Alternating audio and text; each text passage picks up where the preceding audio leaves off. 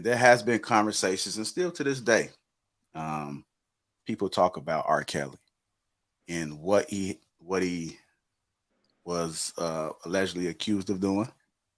I know you guys gonna say allegedly he did that shit. I'm not here to judge. I'm not in the courtroom, whatever take place. But R. Kelly was he done some bad things, but he also, for a lot of people, was a music legend. But when once his story came out about what he was doing behind the scenes in his own personal life, then they went to take that credit away from him. Where he was looked at, we need to ban R. Kelly. I did see DJ Sean Max say he still be cranking R. Kelly because he knows how to separate the art from whatever's going on in the personal life. Mhm. So Tank was on Drink Champs, and it kind of reminded me of the conversation we had about MLK on last Thursday show about Mhm. does what he did in his personal life take away from what he's done out there? So I thought this would be a great conversation to have. It may be sensitive for some people, but we are trying not to take it there. But I do think it's very important seeing how he just said this. So let's talk about it. Let's talk about it. Tank gives R. Kelly his flowers and mentions his influence on the culture. Can I go first? I have so much to say. Go ahead. All right, we'll go to Logic since he spoke first, then Amber, and then we'll keep it moving from there. Sorry, Amber, baby. You know, I like your hair. Yeah, the It's attitude. covering my big forehead. I have a 5 head, so Ow.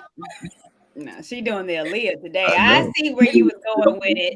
She got the Aaliyah joint. I think Ew. Jr. Hey, actually, long as you do it, I'm good with it. Jr. did a good job analyzing it though, and good topic selection for this shit. You know what I'm saying?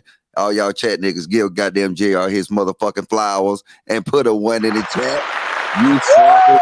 Put a one in the chat.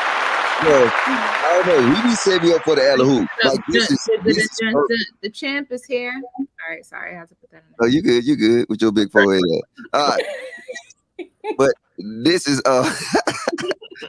it's perfect. It's a perfect Mark, setup what kind of because, guy like, were you in school? Were you the bully? Did you make fun of Class everybody? clown. I love Lady T. Class She clown. good. Mm-hmm. All right. I think this segue perfect into what we was talking on Thursday, and I think this is something that's ideal that we can sit here, look and see how maybe we have a double standard. Because if you want to say Martin Luther King had a positive influence on the black community, then you got to say R. Kelly also did too. You know what I'm saying? It's a lot of y'all here because of R. Kelly, and that's a side note. But he still had a positive image. He still was probably one of the best R&B singers that we know. You know what I'm saying? But the man had flaws in his life. So I agree. Just like I agree that Martin Luther King should be criticized. Everybody should be criticized. They're public people. They put I mean, they get on TV, they get on do these speeches, they put themselves as the model person or in that situation as the model singer. And now we have the ability to criticize them without being called a hater. By me criticizing R. Kelly for being whatever he is, does that take away from him being a great singer? Does that take away from all the hits that he produced that everybody loved over the years? No, it don't take away from his R&B career. But at the end of the day, I deserve the right to criticize his behavior because it came out. Same with MLK. Do I think he was a great leader? Do I think he did good things for black people? Yes, I do. But at the end of the day, I still deserve the right to be critical, especially to people we call our leaders. If we can't criticize our leaders, then we're hurt. Mr. Elijah Dunn.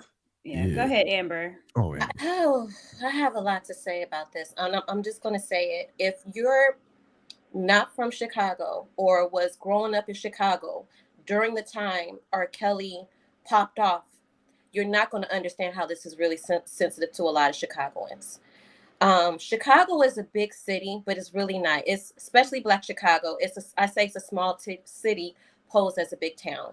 I'm saying that because every Black Chicagoan has had either an R. Kelly experience or an encounter, or is one or two people removed from somebody who had an R. Kelly experience or encounter. I, in particular, had multiple encounters with R. Kelly. With that being said, a lot of people in Chicago knew what R. Kelly was doing, knew what he was on, and didn't bat an eye. My first encounter, I was in the 5th grade. I lived in the south side of Chicago. My sister went to Kenwood. So after school, I have to walk to my sister's school to meet her. Whenever I get there, there's always a car sitting in front of Kenwood High School. It's typically got tinted windows. It's either a Beamer or a Hummer. It's a luxurious car. Soon as the bell rings, you see all these girls screaming, running to the car. You see this big brute nigga get out the car. He's like, all right, you, come on. And these girls would get in the car. And so even when I still didn't know who he was until I got home. My dad going in on my sister, like, if I ever hear you near the car, anywhere near R. Kelly, anything, I'm going to whoop your ass. You get your little sister and come home. So that was my first encounter. But guess what? People knew what he was doing. And guess what we're still doing at the barbecues, at the parties? We're still rocking his music. I'm in high school now. What comes out? Chocolate Factory. Everybody's like, oh, he bugging. Chocolate Factory. Willy Wonka. The Chocolate Factory. Luring kids with candy. Guess what, though? Nobody didn't say anything. We were still bumping his music. We were still stepping in the name of love. And nobody said anything. People knew what he was doing, what he was doing, who was he doing. Then in college, guess what drops?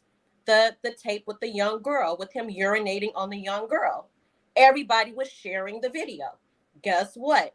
Everybody was still rocking his music. Nobody said anything.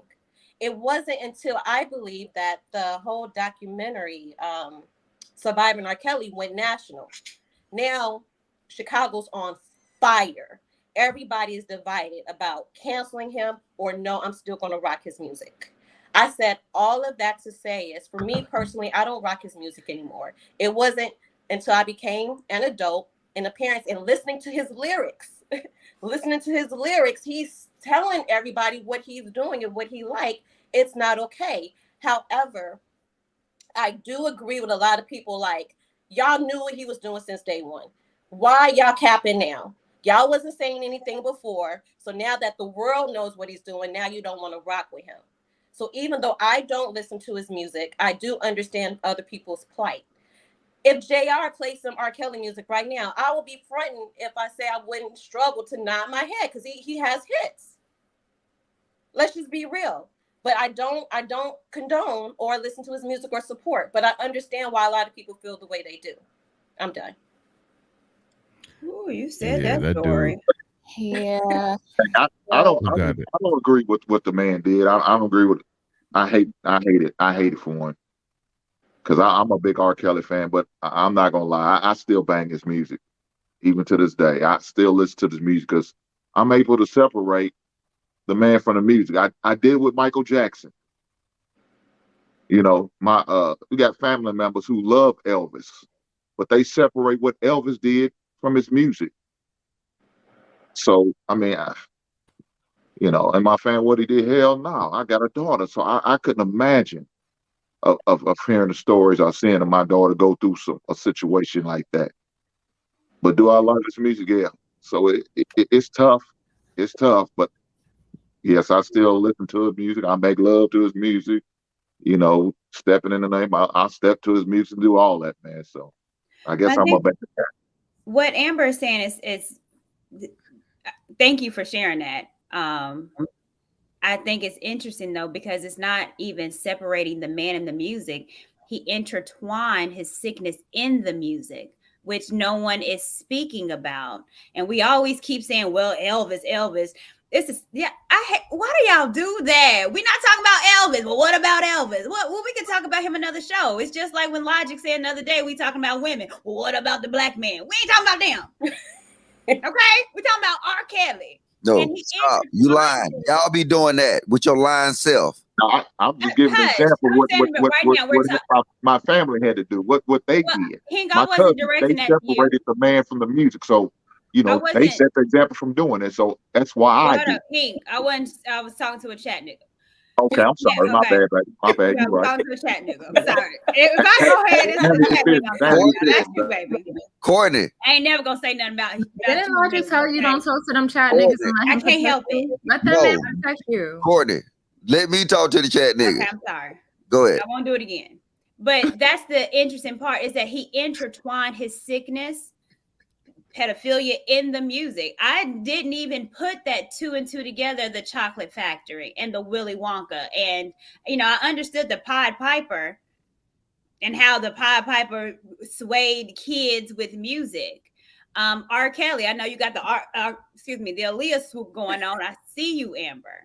But even he wrote the song for her. Age ain't nothing but a number when That's he what I'm married saying. her. Think about the lyrics. The man is telling you, I like young girls. Well, why are we acting like R. Kelly is the first of his type?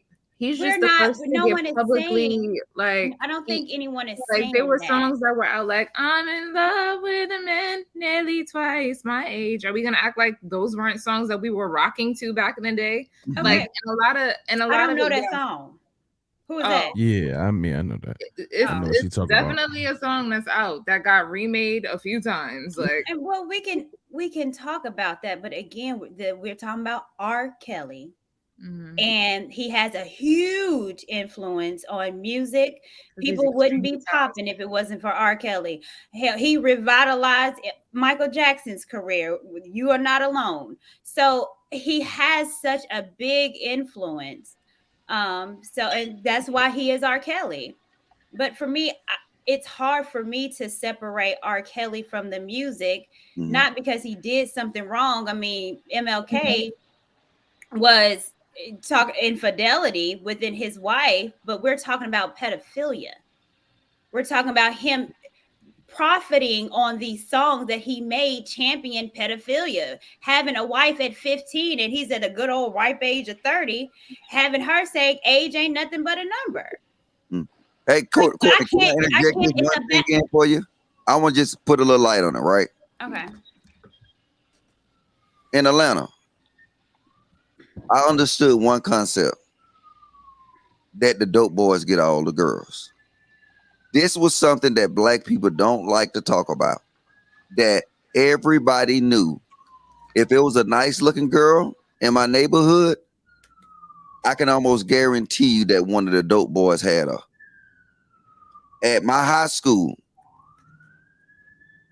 lowriders, trucks, and all that dope boy cars used to pull up when the bell rang. Shit used to get in. Everybody knew about it. And the projects I lived in, dope boys was living with the moms in the projects. So is I'm excusing R. Kelly behavior? No. I think R. Kelly, like you said, all the stuff, he was sick, and then the thing is because people tolerated what he did, he pushed the limits. And exactly, they knew. People knew. Tolerating pedophilia in the black community for generations. Yes. A lot of times you talk to, and I'm gonna keep it funky, I talk to some of my cousins. I talk to some of my nieces, and then they have some experience with some sick ass nigga in my family. And all of them have these similar stories.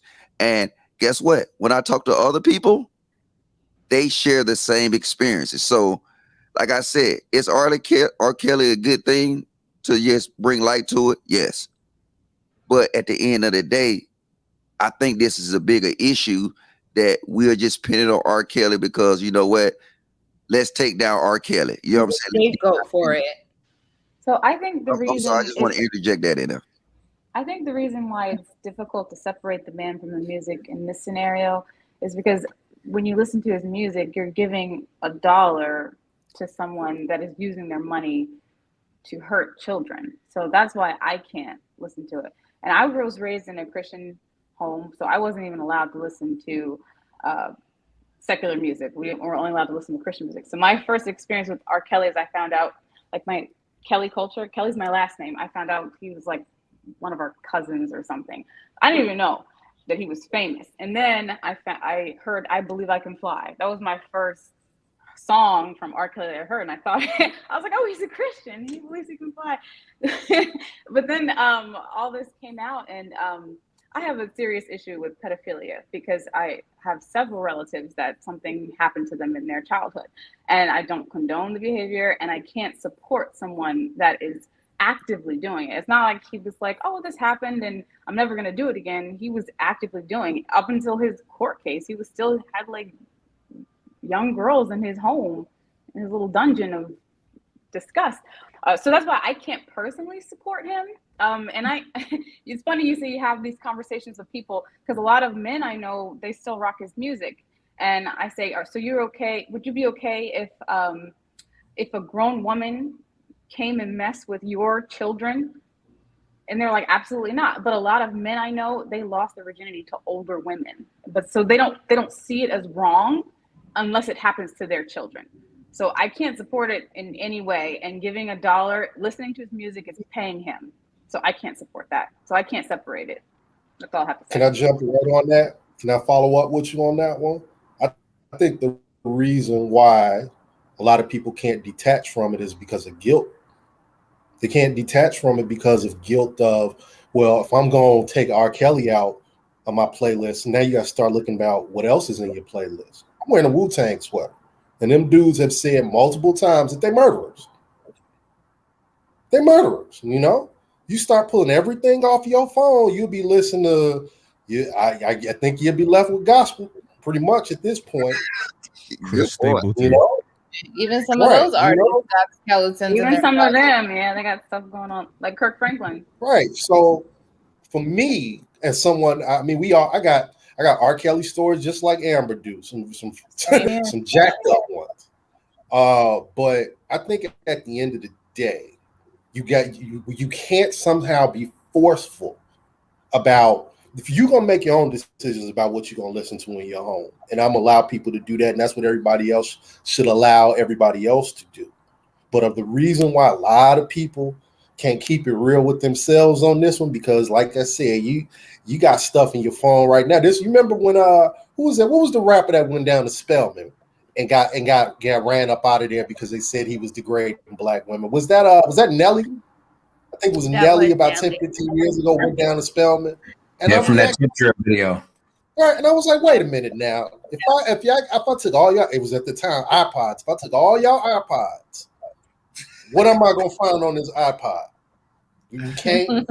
You can feel what you want. It was a tip drill video with the credit card swiping the girl booty. It's guilt. We can't separate people from their music because the collective guilt that we would have to put on ourselves.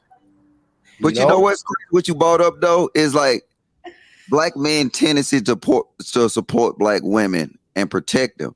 Because I just thought about what you said. Like R. Kelly did this and yes, he violated these young women. But like, think of how many criminals that sit here and kill multiple niggas, and then we'll be running around with a goddamn not the same shirt on. You know what I'm saying? It's like it's a double standard, and I'm not saying I'm trying to. Well, I mean, it's not the same. I'm not trying to compare one to another, but I'm just saying. It's the same to me because I'm the one in their music they talk about killing. That's what frustrates me about a lot of the music that they make. You can get on a rap song and try and talk about killing every black man in America. No one would blink. I bet you wouldn't do it about the special tribe that owns all the record labels. I bet you'd never make it. That's different. They are channel right now. I can't say the magic word. I'm sorry. It wouldn't even be put in a rotation. Right, but what I'm saying is that there's certain, for me at 42 years old, now I have a 12-year-old son, and when I hear young dudes rapping about I'm gonna rob this lane, I'm gonna murk this lane, that lane might be my child. That's why I have a hard time reconciling it and why it feels the same to me, because I know who they talking about. They ain't talking about the police. They ain't talking about Jim Bob who runs accounting or whatever. They're talking about my child. That's who they want to rob. That's who they want to steal from. That's who they want to put harm on. That's why I have a hard time. Why when they go to jail and get their charges, we come back with the freedom t-shirts?